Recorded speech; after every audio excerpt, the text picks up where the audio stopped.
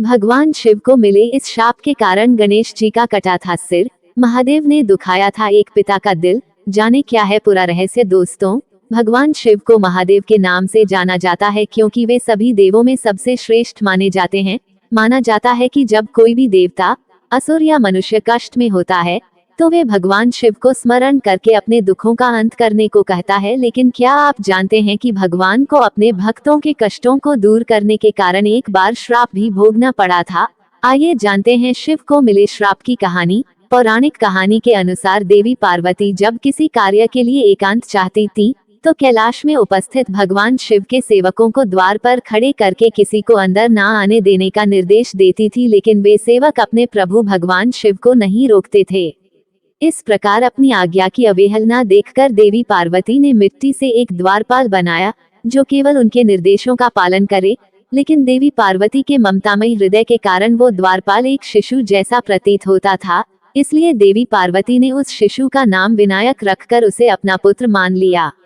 जब पार्वती जी स्नान करने के लिए गईं, तो वे विनायक को द्वार पर खड़ा करके कहकर गईं कि वह किसी को अंदर न आने दे। अभी अभी धरती पर प्रकट हुआ विनायक किसी भी बात से परिचित नहीं थे, वह भगवान शिव को भी नहीं जानता था। इसलिए जब भगवान शिव देवी पार्वती से मिलने के लिए उनके कक्ष की तरफ आए तो विनायक ने उन्हें रोका और बार बार आग्रह करने पर भी भगवान शिव को अंदर नहीं जाने दिया। ये देखकर भगवान शिव को इस अपरिचित बालक को देखकर बहुत क्रोध आया। उन्होंने बालक की हठधर्मिता के कारण अपना त्रिशूल चलाकर उस बालक का मस्तिष्क काट दिया। इसके बाद देवी पार्वती के क्रोध और विलाप के बाद भगवान शिव ने पुनः उस बालक में प्राण डाले और उसे गज का सिर लगाया गया।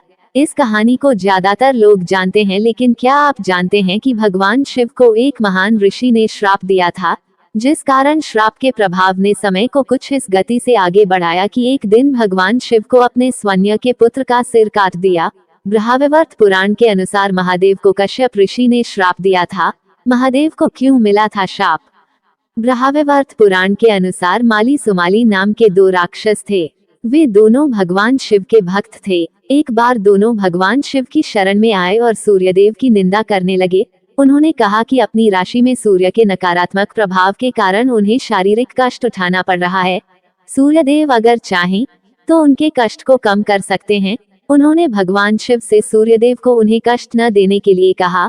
भगवान शिव सूर्यदेव को समझाने के लिए पहुंचे, लेकिन सूर्यदेव ने कहा कि माली और सुमाली शिव भक्त जरूर हैं, लेकिन वे क्रूर राक्षस हैं और उन्हें अपने कर्मों का दंड मिल रहा है। नियम के अनुसार सूर्य अपनी गति के अनुसार ही सभी राशियों में गोचर कर रहे हैं, इसलिए वो माली सुमाली पर विशेष कृपा नहीं कर सकते। सूर्यदेव के शब्द अहंकार से भरे हुए थे। ये सुनकर भगवान शिव को बहुत क्रोध आया और उन्होंने सूर्यदेव पर त्रिशूल से प्रहार किया। कश्यप ऋषि ने दिया महादेव को शाप। त्रिशूल से प्रहार से सूर्यदेव का सिर कटकर गिर गया और उनके प्राण त्यागते ही धरती अंधकार में हो उठी।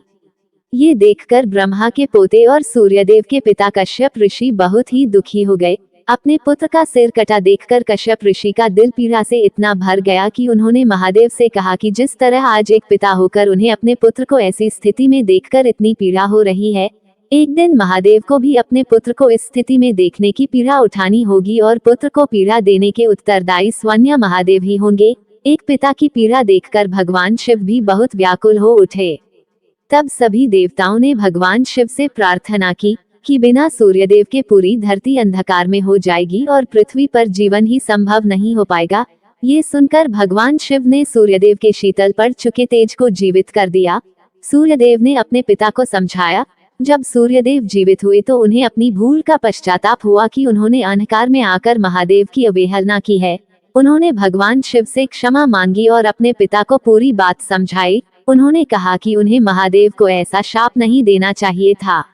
अब वो अपने शाप के विनाश को कुछ कम करने का तोड़ बताए। ये सुनकर कश्यप ऋषि ने कहा कि दिया गया शाप वापस तो नहीं लिया जा सकता, लेकिन महादेव ने जिस तरह सूर्यदेव को जीवित किया है वे अपने पुत्र को भी जीवित कर पाएंगे और अपने अलग स्वरूप की वजह से महादेव का पुत्र देवता के रूप में घर घर पूजा जाएगा। सूर्य के नकारात्मक प्रभाव से मुक्ति का द्वार।